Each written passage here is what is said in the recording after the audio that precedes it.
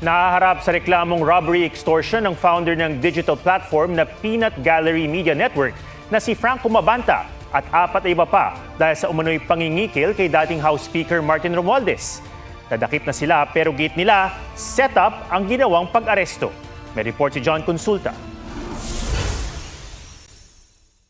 Dala ng NBI undercover agent ang duffel bag na yan nang makipagkita kay Franco Mabanta sa isang hotel sa Makati. Si Mabanta ang founder ng Peanut Gallery Media Network o PGMN, isang digital platform na naglalabas ng mga komentaryo tungkol sa politika at balita. Ang duffel bag na naglalaman umano ng milyon-milyong piso, hindi tinanggap ni Mabanta. Sa halip, pinadala niya ito sa isang country club sa Pasig at sinabing ibigay sa dalawang lalaking naka-face mask.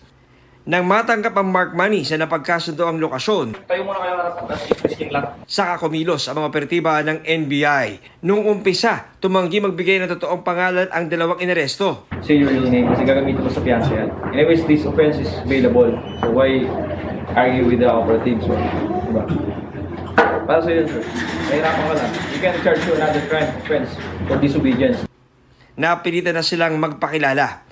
Nag-ugat ang operasyon sa umano'y pangingikil ni Mabanta kay dating House Speaker Martin Romualdez. Based on the complaint, meron ng initial talks since a year ago, pero nabuhay lang siya ulit. Mga kapuso, matapos nga maaresto itong mga lalaking ito, ano? Dito naman sa bandang likuran ay nakita natin dito yung mismong maleta na dala ng undercover ng NBI. So ito nga mga kapuso, kikita natin, no? Ito yung budol money, no? Na pin-prepare ng NBI at dalawang maleta, tatlong maleta, isa, dalawa, tatlo. Pero dito sa lugar na pinuntahan ng mga suspect, mga kapuso, kapansin-pansin na mayroong naka-ready, na mayroong 3 maleta pa.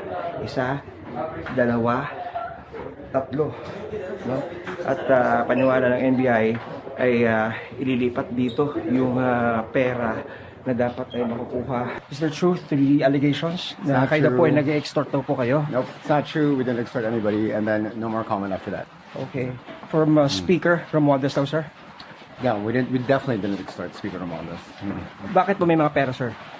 I'll wait for my lawyers. It will still be an ongoing investigation kasi it's yung PGMN, yung Peanut Gallery Media Network yung involved dito. So we will look into yung mga telepono and accounts, social media. There are several social media accounts that was mentioned and linked to PGMN, ano? Naharap si Mabanta at 4 niyang kasamahan sa reklamong robbery extortion.